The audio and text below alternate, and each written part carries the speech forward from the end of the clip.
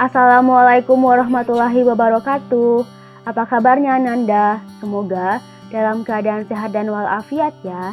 Nah, kali ini kita akan membahas mengenai inflasi, di mana indikator pembelajaran kita kali ini adalah yang pertama yaitu pengertian inflasi, yang kedua penyebab inflasi, yang ketiga jenis-jenis inflasi, yang keempat menghitung inflasi, yang kelima dampak dari inflasi, dan yang terakhir adalah cara mengatasi inflasi.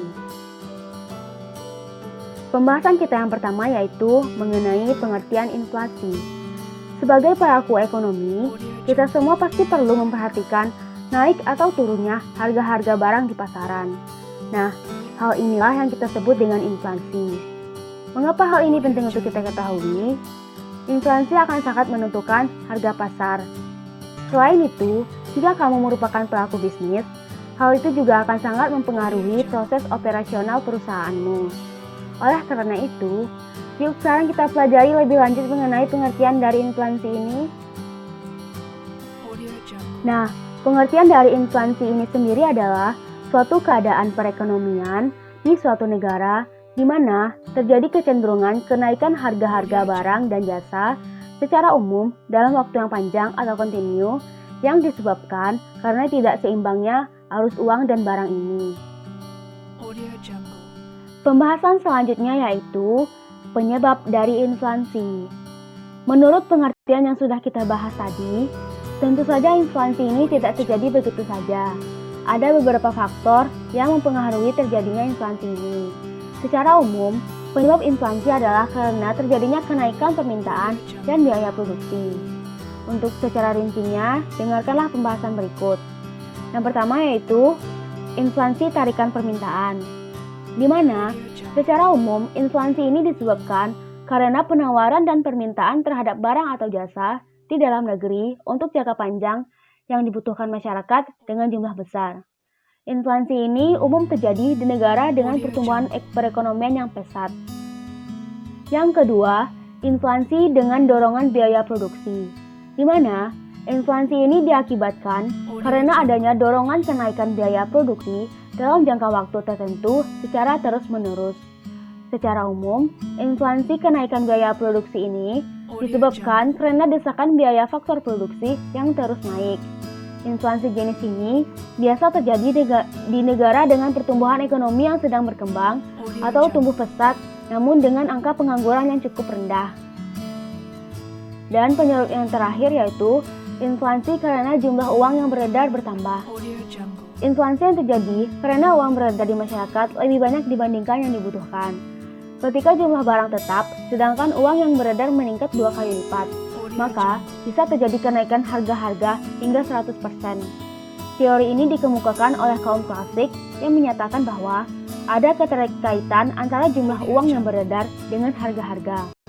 Jika jumlah barang tetap, namun jumlah uang yang beredar lebih besar 2 kali lipat, maka harga barang pun menjadi lebih mahal 2 kali lipat. Jadi, dapat disimpulkan, ketika jumlah uang yang ada di masyarakat meningkat hingga 2 kali lipat, maka harga barang pun akan mengalami peningkatan yang setara. Hal ini disebabkan karena kenaikan daya beli masyarakat, tetapi stok barang tetap menipis. Pembahasan yang ketiga yaitu jenis-jenis inflasi. Bukan hanya faktor-faktor penyebabnya saja yang berbeda, inflasi pun ada beragam jenisnya. Utamanya, jenis-jenis inflasi dapat dibagi berdasarkan 3 hal, yakni tingkat keparahan, penyebab, dan sumbernya. Berikut kita lihat pembagian secara detailnya. Yang pertama, yaitu jenis inflasi berdasarkan tingkat keparahannya. Berdasarkan tingkat keparahannya, inflasi ini dibagi menjadi 4. Yang pertama yaitu inflasi ringan, yaitu inflasi yang mudah untuk dikendalikan dan belum begitu mengganggu perekonomian suatu negara. Terjadi kenaikan harga barang atau jasa secara umum, yaitu di bawah 10% per tahun dan dapat dikendalikan. Yang kedua, jenis inflasi berdasarkan tingkat keparahannya yaitu inflasi sedang, di mana inflasi ini dapat menurunkan tingkat kesejahteraan masyarakat yang berpenghasilan tetap, namun belum membahayakan aktivitas perekonomian suatu negara. Inflasi ini berada di kisaran 10% hingga 30% per tahun. Yang ketiga, inflasi berat, yaitu inflasi yang mengakibatkan kekacauan perekonomian di suatu negara. Pada kondisi ini, umumnya masyarakat lebih memilih menyimpan barang dan tidak mau menabung karena bunganya yang jauh lebih rendah ketimbang nilai inflasi.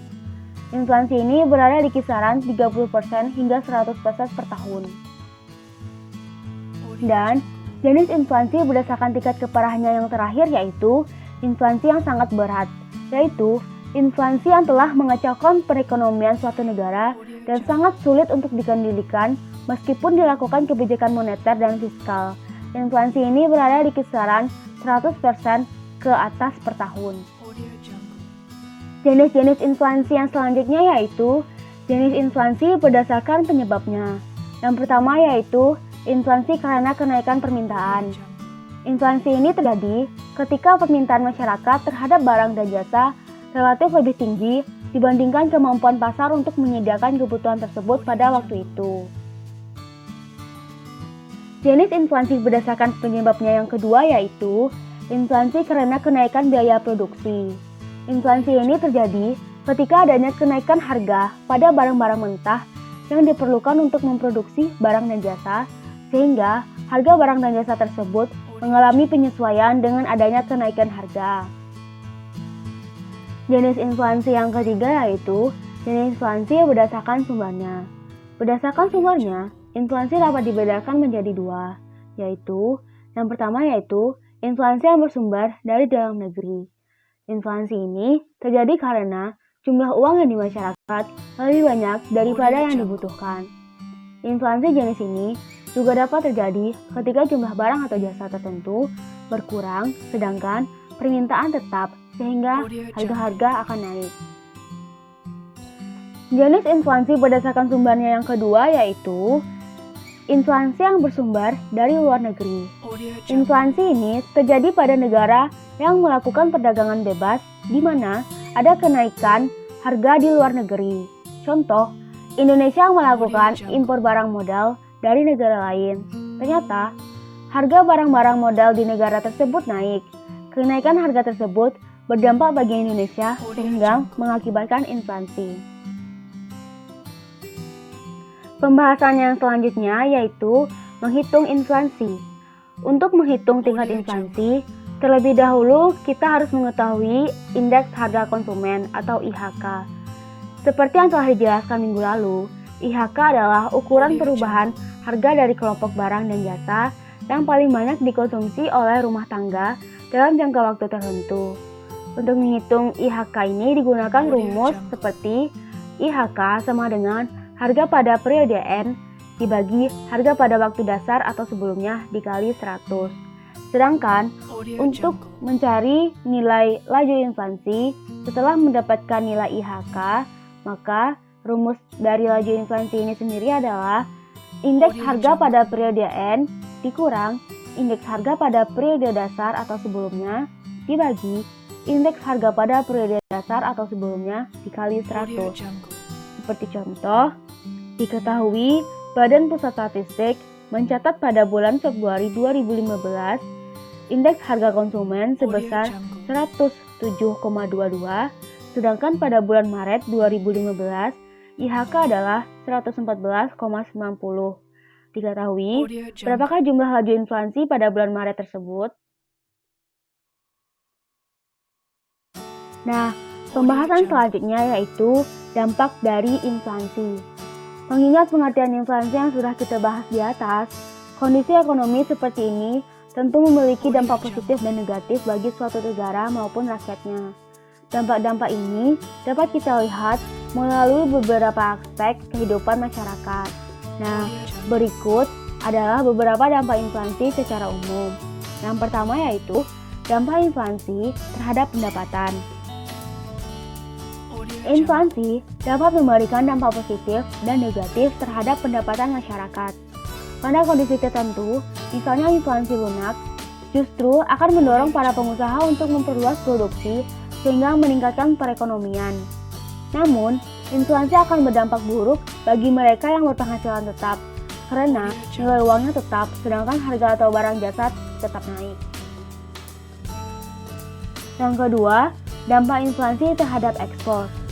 Kemampuan ekspor suatu negara akan berkurang ketika mengalami inflasi, karena biaya ekspor akan lebih mahal. Selain itu, daya saing barang ekspor juga akan mengalami penurunan, yang pada akhirnya pendapatan dari devisa pun akan berkurang. Dampak yang ketiga yaitu dampak inflasi terhadap minat orang untuk menabung.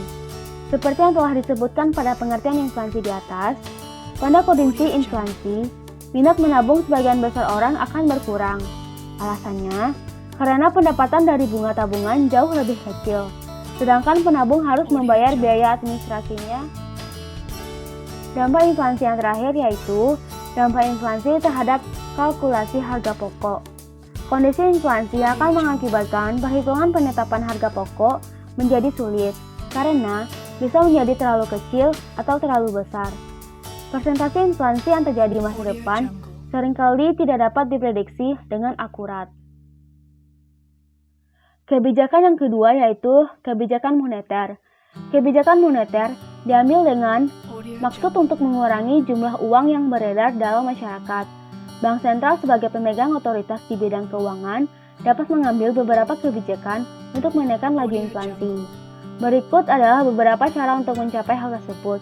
Yang pertama yaitu kebijakan penetapan persediaan kas.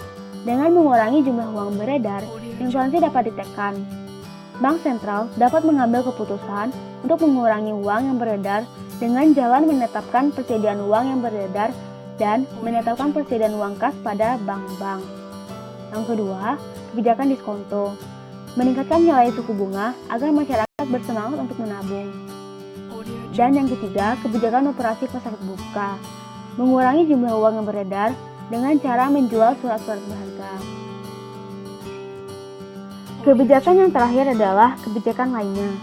Di samping kedua jenis kebijakan di atas, ada pula kebijakan-kebijakan lain yang dapat ditetapkan oleh pemerintah untuk mengendalikan atau mengatasi inflasi, yakni yang pertama yaitu meningkatkan produksi dan menambah jumlah barang di pasar.